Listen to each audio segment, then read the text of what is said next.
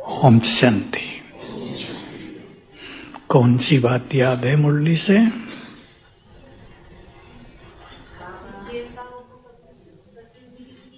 हाँ, ये आज की मुरली थी। बाबा जब आए थे संडे, उस मुरली से क्या याद है? भाग्यवान। भाइयों को क्या याद है? हैवर हैप्पी। अच्छा, बहुत अच्छी बात। चेहरे और चलन से ही सब कुछ दिखाई दे, ये तो सब देख ही चुके। बोलने से कुछ नहीं होता। चेहरे पर हमारे रूहानियत आ जाए, प्योरिटी की झलक आ जाए,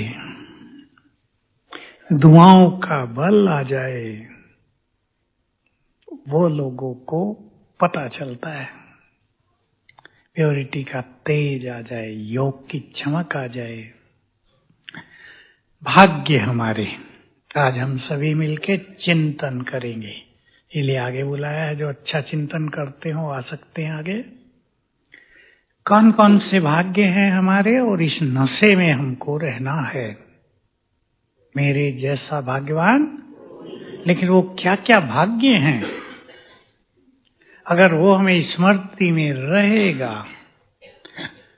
तो भाग्य का सितारा चमकता रहेगा।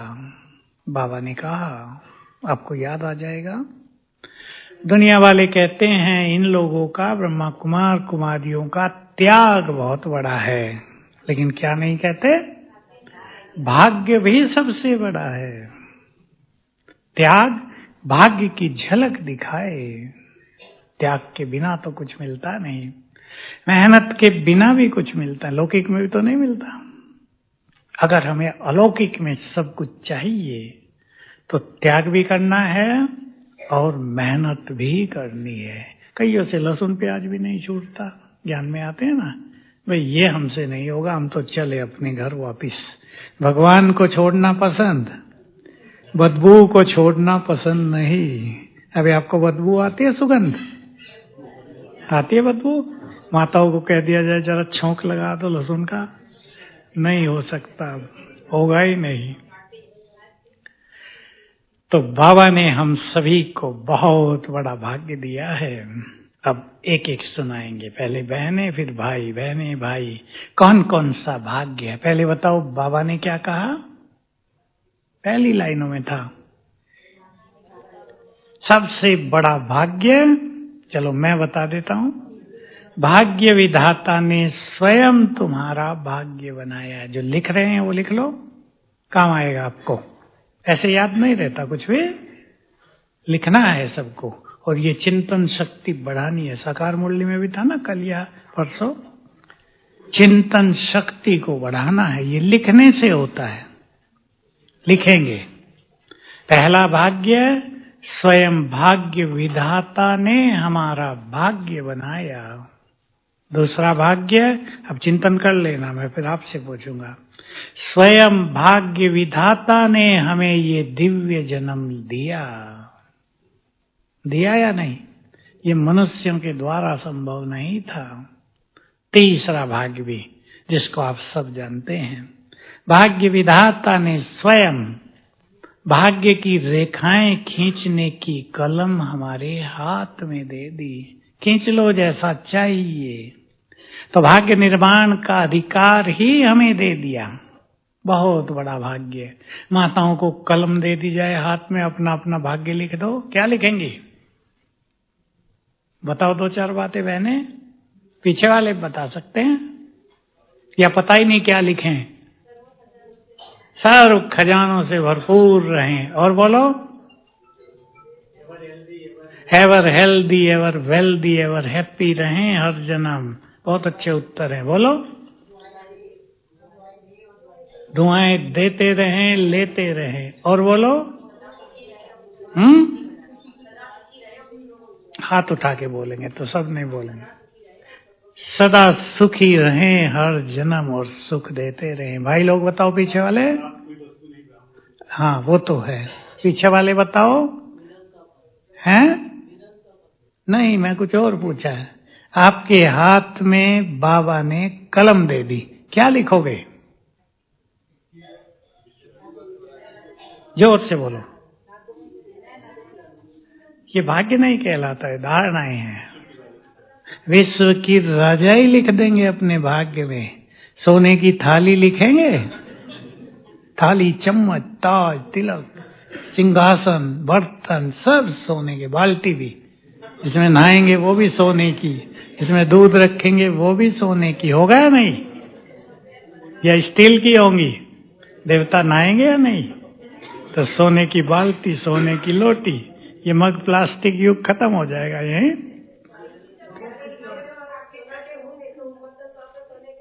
सब कुछ सोने का होगा। साड़ियों में भी सोना जड़ित होगा, हीरे भी साथ में, भोजन भी सोने का।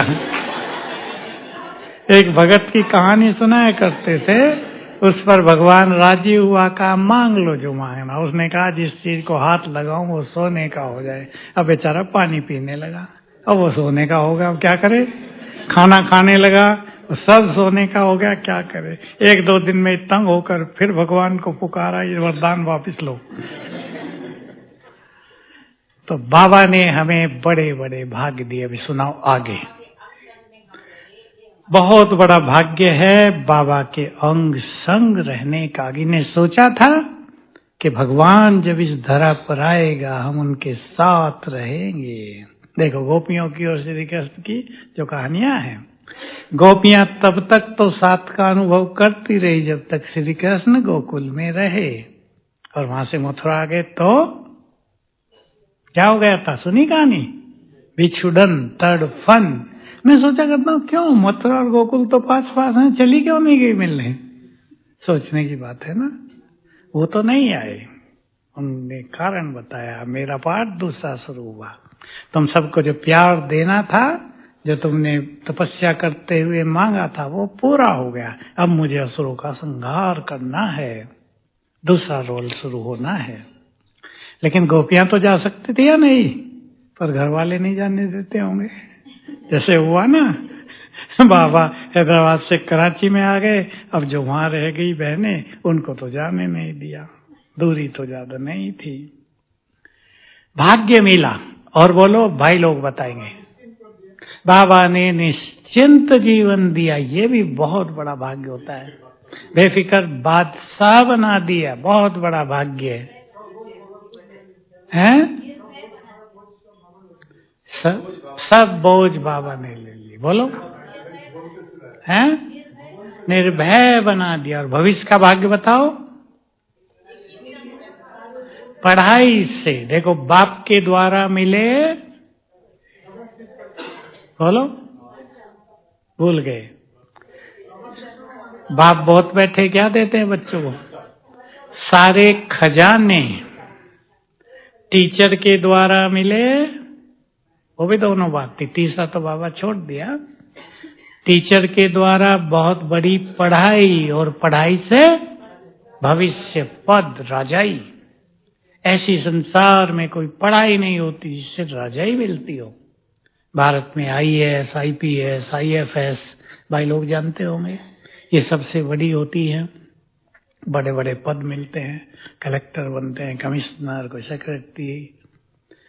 बाबा की पढ़ाई से क्या बनते हैं? अब इसको नाम दे दो आईएएस जैसा, WAS, वर्ल्ड एडमिनिस्ट्रेटिव सर्विस। इतना बड़ा भाग्य दिया, और मेहनत बहुत थोड़ी है, बस धारणा करने की मेहनत। वो मेहनत भी ऐसी है जो हमें सुख देती है। वहां की मेहनत देखो, बहुत बच्चों का सिलेक्शन नहीं होता, बहुत का, आप समझ लो 5% का होगा, 95% का नहीं होगा। उन सब में निराशा, हताश, परिवार वालों से न जाने क्या क्या सुनना पड़ेगा, पैसा खर्च, रात दिन मेहनत, तो भी नहीं होता। पता है ना आपको, मैं तो तब सुना था 11 लाख ने दिया एग्जाम, 500 का सिलेक्शन हुआ। कितनी कम परसेंटेज है। फिर बेचारे निराश होते हैं, परेशान होते हैं। लोग कमेंट्स भी करते हैं, चला था कलेक्टर बनने, देखा। तो हम सभी बहुत भाग्यवान। भगवान न केवल पढ़ा रहा है, बल्कि राजाई, सत्युग की राजाई हथेली पर लेकर आ गया है। बाबा कहते थे ताज और तख्त तुम्हारे लिए लेकर आ गया हूं, अब धारण करना पहनना तुम्हारे हाथ में। बोलो बहने, और भाग्य चिंताओं से मुक्त। बीच वाली बहनें बोले खड़े होके, जिसको आता हो कि मेरा भाग्य ये है, सतगुरु बन के साथ ले जाएगा। नहीं तो कहां चले जाते, भटक जाते, कष्ट होता है। यहाँ साथ ले जाएगा, केवल राह नहीं दिखाएगा, साथ आगे आगे मैं, पीछे पीछे तुम, बस चलते रहो। उड़कर चल जाएंगे, फट से पहुंच जाएंगे ना, सेकंड लगेगी, लेकिन अनुभव होगा देह छोड़ने पर कि बाबा आ गया हमें लेने के लिए। बहुतों को अनुभव होता है, कईयों को तो होता है बाबा पुष्पक विमान लेकर आ गया, कहा बैठो बच्चे चलो, फिर वो सीन लोप हो जाता है। तो इसको कहते हैं बाबा साथ ले जाएगा। नहीं तो जाने में कितनी देर लगेगी, अब यहाँ है वहां है, किसको पता चलेगा कैसे चले गए। लेकिन देह छोड़ने से पहले ये गुड फीलिंग होगी, बाबा आ गए। और बोलो भाग्य बीच वाले भाई, ठहरो ठहरो, सबका कराना चाहता हूं मैं। वो श्रोता ही बन गए हैं, चिंतक बन जाओ। क्या भाग्य मिला, क्या कर सकते हैं, हैंड शेक कर सकते हैं। वाह, रोज करते हैं, करते हैं, कर लेना चाहिए रोज। ये भी बड़ा भाग्य है। किसी को प्राइम मिनिस्टर प्रेसिडेंट के साथ हैंड शेक करने को मिल जाए, फोटो खिंचाएंगे, बड़ा करके घर में लगा देंगे, सबको बताएंगे। और इधर भगवान के साथ हाथ मिलाना होता है, उसके साथ रहने का भाग्य मिल गया। और सोचो, प्रभु पालना मिल रही है, पालना मिल रही है या नहीं, वो खिला रहा है। परिवार कैसा मिला, देखो भाग्य क्या होते हैं, परिवार अच्छा मिले। माताओं को अनुभव है ना, शादी हुई थी क्या सोचते थे, माँ बाप ने क्या सोचा था, घर परिवार बहुत अच्छा मिले, घर वर परिवार धन संपदा सब अच्छा मिले, सोचते हैं ना अपने बच्चों के लिए। बाबा ने वर कौन सा दिया, माताएं बोल नहीं रही, जैसे कुछ आता ही नहीं। पीछे वाली, वर कौन है माताओं का, नहीं इनको नहीं पता कुछ। भाई बता दो माताओं की तरफ से, वर कौन है, शिव बाबा। आपका भी है या नहीं, आत्माओं का वर है ना वो तो। माताएं भूल गई, पीछे वाली जगो थोड़ा, नींद आ रही क्या, नींद नहीं करना, जग जाओ। परिवार, सोचो ये नशे की बात, हाँ नशे की बात। किसके घर में हमने जन्म लिया, माँ कौन, स्वयं ब्रह्मा। और छोटी माँ कौन, जगदम्बा सरस्वती। कोई कहे कि एक जगदम्बा देवी का परिवार है, उसमें मैं भी उनका लड़का था, कितना नशा चलेगा। हालांकि उसको दिखाया नहीं है, महाकाली को कोई बच्चे दिखाए क्या, लेकिन वो तो हम जानते हैं क्या है वो सब। माँ स्वयं ब्रह्मा, बाप सर्वशक्तिवान, सृष्टि का बीज। और परिवार, थोड़ी नशे की बात सुना दो, ईश्वरीय परिवार, थोड़ी नशे की बात। सुशील भाई आपको आता है, ये वो परिवार है जिसका हर व्यक्ति इष्ट देव और देवियां हैं, है या नहीं। इष्ट देव देवियों का परिवार मिला तो प्यार रखना चाहिए या कुछ और। बाबा कहा करते थे कि जब तुम मंदिर में थे, एक दूसरे को बड़ा प्यार की नजर से देखते थे, बड़े सम्मान की नजर से देखते थे, और जब प्रैक्टिकल में आ गए हो यहाँ, तब क्या करते हो, सोच लो क्या करते हैं। वो हर एक को सोचना है। वही तो इस देवी देवियां हैं जिनके मंदिरों में मूर्ति बना के श्रद्धा और भावनाओं से सम्मान सहित पूजन करने जाते थे। और बताओ भाग्य भाई लोग, डबल पूज्य बना दिया, मनुष्य से देवत्व प्रदान कर दिया, बहुत बड़ी चीज हो गई। सर्व संबंधों का सुख दे दिया, भाग्य दे दिया। बहुत अच्छा बोल रहे हैं, मैं चाहता हूं पीछे वाले बोले। नहीं, बाबा को याद नहीं। भाग्य क्या क्या मिले हैं? मिलनसार बना दिया, इजी लाइफ दे दी, जिम्मेदारी सारी उठा ली, भरपूर कर दिया है, बहुत संतुष्ट कर दिया। दुनिया में है दिव्य गुणों से भरपूर। दुनिया में देखो आप तो सब दुनिया से आए हो। कई धनवान लोग, कई ऐसे लोग जिनके बच्चे बहुत योग्य हैं, संतुष्ट नहीं रहते। कोई आए मेरे पास अभी, देखो कितनी कैसी बात पे झगड़ा घर में। आजकल झगड़े बहुत चल रहे हैं। बच्चा लंदन में रहता है, एक यहाँ बाप, घर तोड़ के नया बनाना, 70 साल पुराना हो गया। बाप कहता है इतना खर्च नहीं करेंगे, हमने मेहनत से कमाया है, सिंपल घर बनाएंगे।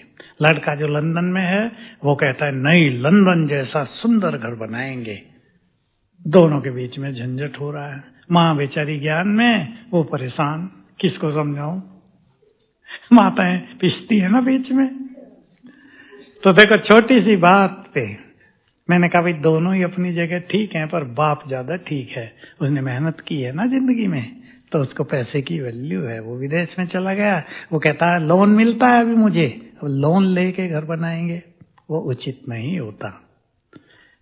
लोन न उतरा, घर बिक जाएगा, वो अच्छा नहीं होता।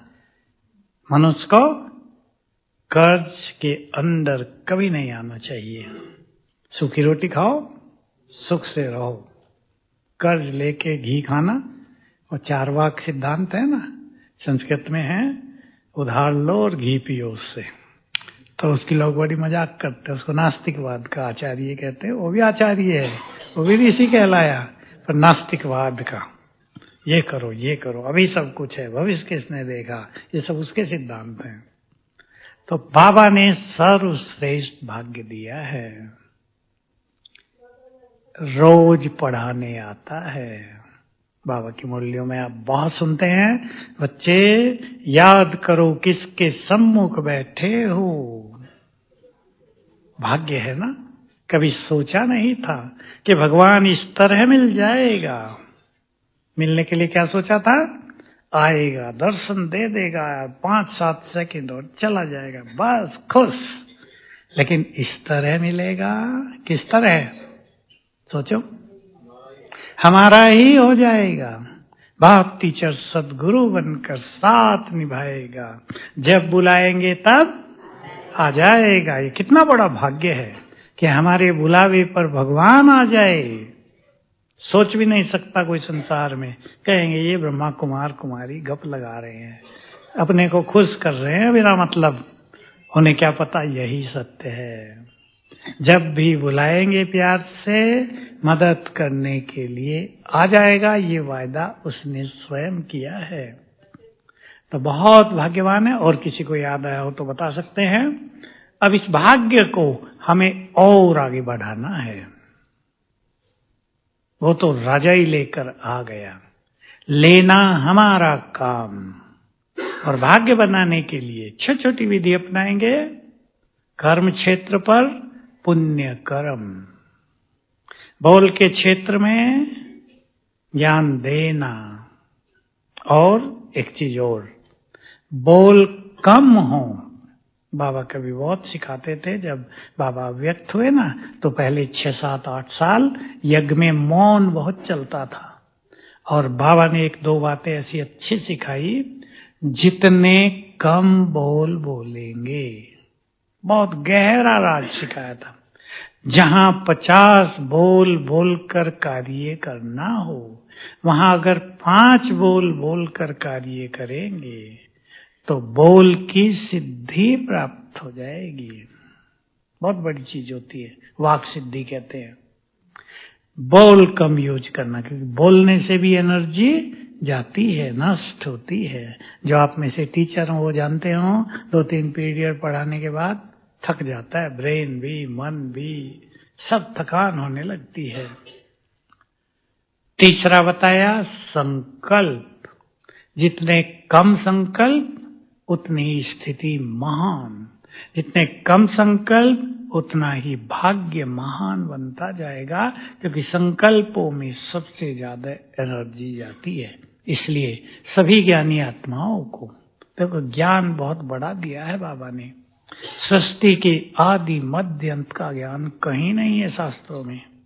भगवान कौन है और कहाँ रहता है कुछ पता नहीं चला, इतनी कह दिया सब जगह है। छोड़ो झंझट, कहाँ रहता है क्यों इस झंझट में जाना, सब जगह है। हमारे अंदर भी, तुम्हारे अंदर भी, पापियों में भी, अच्छे लोगों में भी, गधे घोड़े में भी, कुत्ते बिल्ली में भी।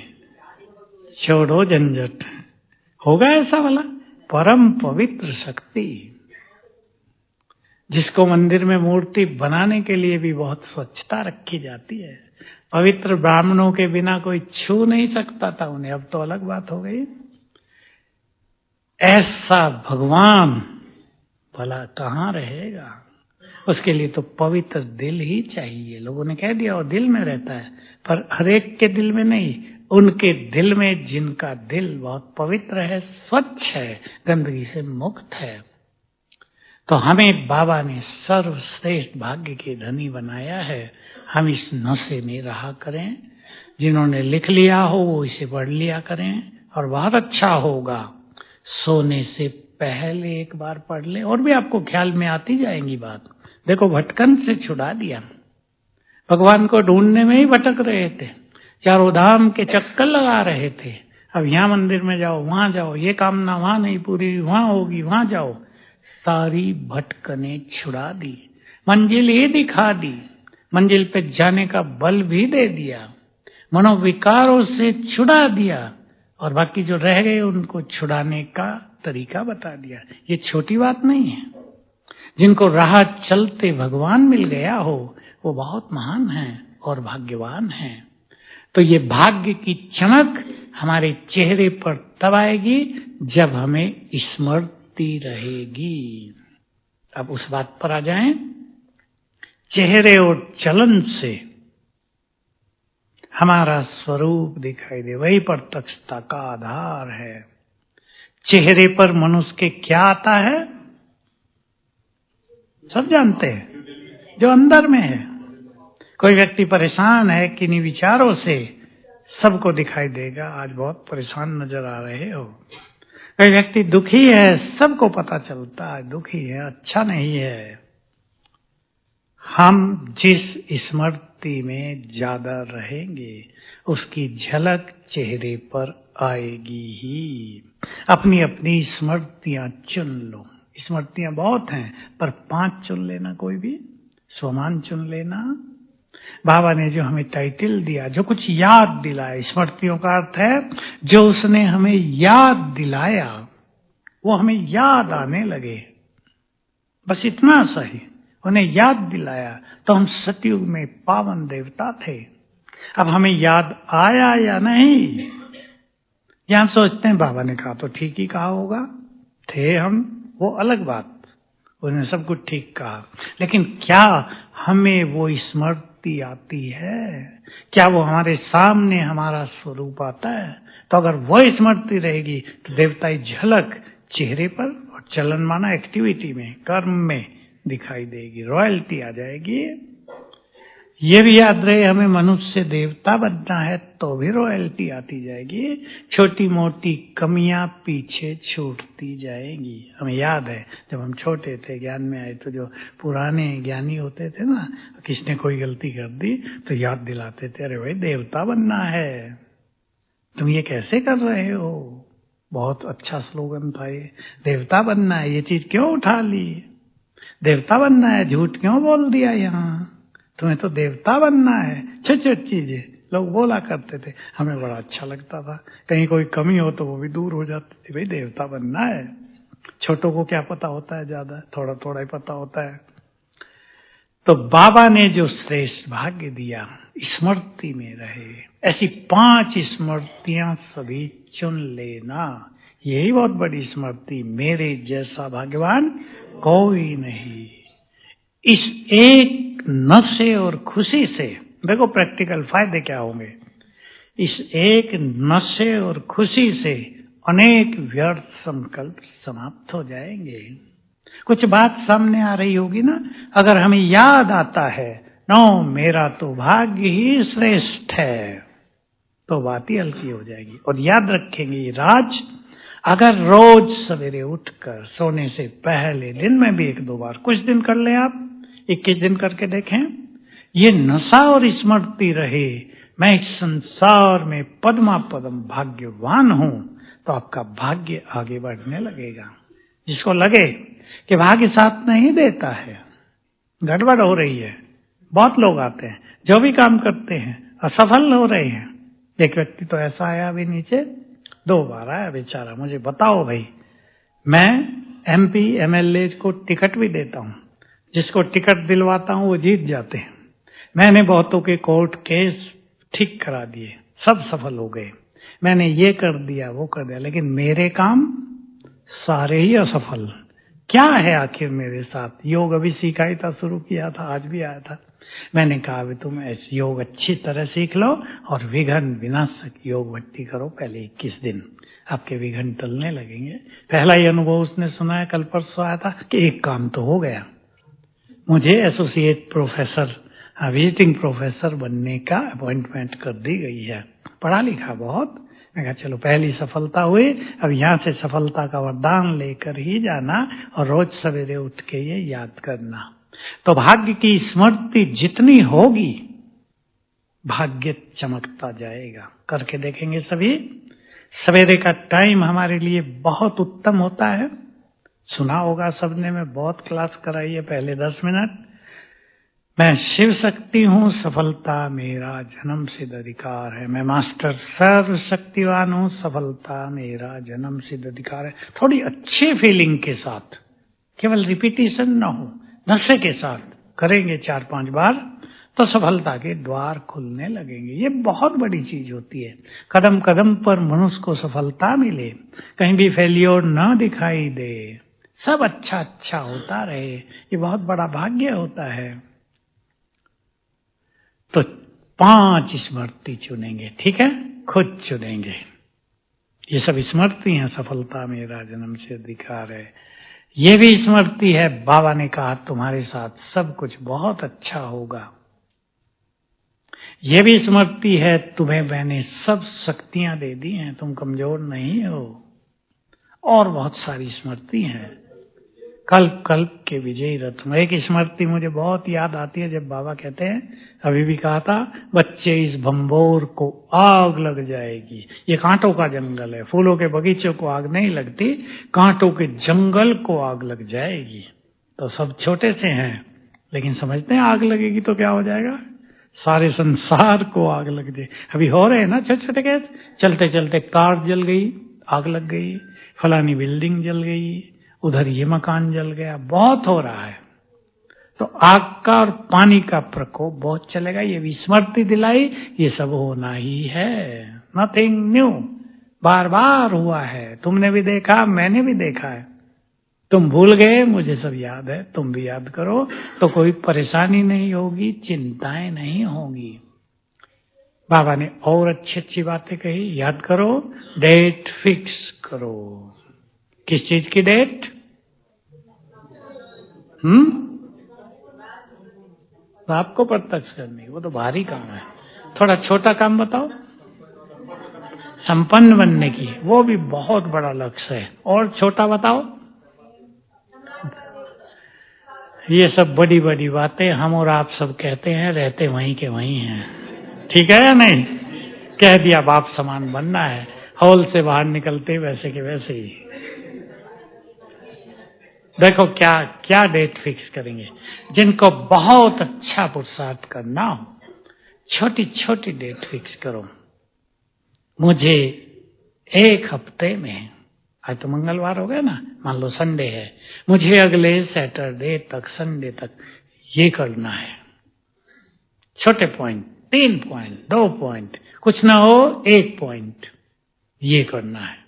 मान लो आपने लक्ष्य बना लिया, मुझे 1 हफ्ता हर ट्रैफिक कंट्रोल पे एक अच्छा अभ्यास करना है। सबसे छोटी बात है ना, माताएं भी ट्रैफिक कंट्रोल के गीत बजाते हैं। नीचे एक सन्यासी आया हुआ था, 7:30 बजे उसका फोन बजने लगा, वही ट्रैफिक कंट्रोल वाला, अरे शिव की याद रहेगी, मुरली चल रही है। अब बेचारे को बंद करना भी नहीं आता था, काफी देर लगा दी। पड़ोसी ने बंद किया तो मैं कहा सन्यासी तो बड़ा अच्छा, इसने भी ट्रैफिक कंट्रोल ले लिया। आपने लक्ष्य रख लिया, मुझे हर ट्रैफिक कंट्रोल पर प्रकृति को सकाश देनी है। ये एक एक दिन के भी लक्ष्य हैं। मुझे हर ट्रैफिक कंट्रोल पर अशरीरीपन का अभ्यास करना है। देखो 10 बार बजते होंगे ट्रैफिक कंट्रोल, 1 मिनट भी बहुत अच्छा समय होता है, 3 मिनट तो बहुत अच्छा समय है। मुझे हर 3 मिनट के ट्रैफिक कंट्रोल पे 6-7 तो बजते हैं ना। संसार को सकाश देनी है ग्लोब के ऊपर बैठकर। ऐसे एक एक हफ्ते का टाइमिंग फिक्स करके लक्ष्य बनाओ। बाकी कर्मातीत होना, बाप समान होना, वो तो होना है, लेकिन वो कहने से नहीं होता, उसकी प्लानिंग चाहिए। और ये प्लानिंग सबसे अच्छी, कोई 15 दिन की प्लानिंग कर सकते हैं, कोई 1 मास की भी कर सकते हैं। 1 मास में मुझे अपने योग के चार्ट को इतना बढ़ाना है। मैं सबसे छोटा लक्ष्य बता रहा हूं। 1 मास में, अभी दिसंबर शुरू हुआ ना, मुझे दिसंबर में रोज योग का चार्ट 2 घंटे रखना है। सबसे छोटा लक्ष्य। जो 2 घंटे भी न कर सके वो कुछ नहीं करेंगे, कुछ बैठ के, कुछ कर्मों में। अगला मास आया, मुझे 2.5 घंटे करना है, कर्मों में करना है, कुछ बैठ के करना है। तीसरा मास आया, मुझे 3 घंटे तक पहुंचाना, 4 तक पहुंचा के फिर 15-15 मिनट बढ़ाओ। स्वमान ले लो। मुझे इस हफ्ते इन 2 स्वमानों की बहुत प्रैक्टिस करनी है। मान लो मैं एक महान आत्मा हूं, मैं पुण्य आत्मा हूं। फीलिंग, स्वीकार करना। फीलिंग का अर्थ होता है स्वीकार करना, मैं हूं। झूठ मूठ नहीं कह दिया है, हम अपने को खुश नहीं कर रहे। यही सत्य है कि मैं इस संसार की महान आत्मा हूं। मैंने जन्म जन्म पुण्य किए हैं, मैं बहुत पुण्य आत्मा हूं। अभी एक हफ्ते तक अच्छी तरह इनके अभ्यास कर लो। सोच लो रोज 8 बार 10 बार इनके अभ्यास कर दें तो बहुत बड़ा फायदा तुरंत होगा, व्यर्थ समाप्त, और एक अलौकिक सुख की अनुभूति। अलौकिक सुख। तो एक योग की प्लानिंग, एक स्वमान की प्लानिंग, तीसरी प्लानिंग धारणा। हालांकि 1 हफ्ते में कोई चीज धारण नहीं हो सकती, पर ध्यान दें भाई मुझे इस 1 हफ्ता पर चिंतन से मुक्त रहना है, तो 1 हफ्ते में भी काफी हद तक सफलता मिलेगी। इसको रिपीट कर सकते हैं 1-2 हफ्ता और कुछ करके। फिर मुझे ईर्षा द्वेष से मुक्त रहना है, मुझे स्वचिंतन ही करना है, पर चिंतन से मुक्त रहना है। अगले हफ्ते मुझे किसी के लिए भी कोई गलत भावना नहीं रखनी है, शुभ भावनाएं रखनी है। गलत भावनाएं बहुत है ना मनुष्य के मन में। आज अधिकतर लोग इस संसार में 99%, ब्राह्मणों में 95%, दूसरों के लिए गलत भावनाएं रखते हैं। उसको एक ही चीज में बदल दो, आत्मिक भावना। सब आत्माएं हैं, सब बहुत अच्छी आत्माएं हैं, इतना ही, इससे बहुत अच्छी उन्नति होगी। ऐसा टाइम फिक्स करें। ये छोटा सा तरीका और सबसे प्रभावकारी तरीका। और जो इससे भी ज्यादा अच्छा अभ्यास करना चाहते हैं, रोज का लक्ष्य इन्हीं 3 बातों में। आज मुझे ये करना है, आज मुझे ये नहीं करना है, अपने योग को इतना करना है। ये स्वमान है आज का मेरा। एक एक दिन, लेकिन उसकी धुन लगानी पड़ेगी। लिखकर कुछ अभ्यास करने होंगे। शाम को रिजल्ट भी लिखना होगा, इतना हुआ, इतनी कमी रह गई, वो कल करेंगे, अगले दिन दृढ़ता। तो ये मिस तो होगा, ये नहीं जो हम एक्सपेक्ट करेंगे वही होगा, वो नहीं होगा, लेकिन अगले दिन और लगन और दृढ़ता। कल छूटा है, आज पूरा करेंगे। उस दिन भी छूट जाए, तीसरे दिन दृढ़ता, आज करेंगे। तो जो हिम्मत नहीं हारते, जो अपनी दृढ़ता को कमजोर नहीं करते, उन्हें सफलता बहुत जल्दी मिलती ही है, क्योंकि इसके साथ ही बाबा की मदद भी बहुत होती है। आप ये देख सकते हैं, आप थोड़ा सा अच्छा पुरुषार्थ करना प्रारंभ करो, बाकी पुरुषार्थ भी बाबा करा देगा। ये बहुतों के अनुभव हो गए कि हमारा तो पुरुषार्थ भी बाबा ने ही कराया, हालांकि रोज मुरलियों में गाइड वही कर रहा है, लेकिन जब हम करने लगते हैं उस करने में भी उसकी मदद बहुत हो जाती है। कहीं एकाग्रता में मदद, कहीं कोई बाधा आ रही है उसको पार करने में मदद, कहीं सवेरे हम उठे हैं मजा नहीं आ रहा है, सुस्ती हो रही है, उसको पार करने में मदद। ऐसे बहुत सारी मदद मिलेगी। कहीं कोई कार्य कठिन हो रहा है जीवन में, उसको ठीक सरल करने में मदद। तो इस तरह सभी टाइम फिक्स करें। बाकी तो बहुत सारी बात थी, संपन्न बनो तो तुम टाइम को समीप लाओगे। और वो भी कहा तीनों मेरे पास पहुंचते हैं। दो कहा ना, एक माया, प्रकृति और समय। समय, माया, प्रकृति, एक इसे कहा, और दूसरा एडवांस पार्टी। तो मुरली में तो बहुत अच्छी अच्छी बातें होती हैं, लेकिन जो हमें करना है, जो सहज संभव है, उसको हम कैच कर लिया करें और शुरू किया करें। 2 मुरलियों के बीच 15 दिन का समय होता है ना, हम एक धुन लगा दें कि जो कुछ बाबा ने कहा 15 दिन हम इस पर पूरा जोर लगाएंगे। तो अगली मुरली फिर आएगी, उसको सुनने में विशेष रस और एनर्जी प्राप्त होगी। फिर उससे प्लान बना लो, जो ये 2 बातें कही इनको अगले 15 दिन पूरा जोर लगा के पूर्ण करेंगे। तो ऐसे पुरुषार्थ लगातार होने लगेगा और बहुत सुंदर अनुभव होंगे। ओम शांति।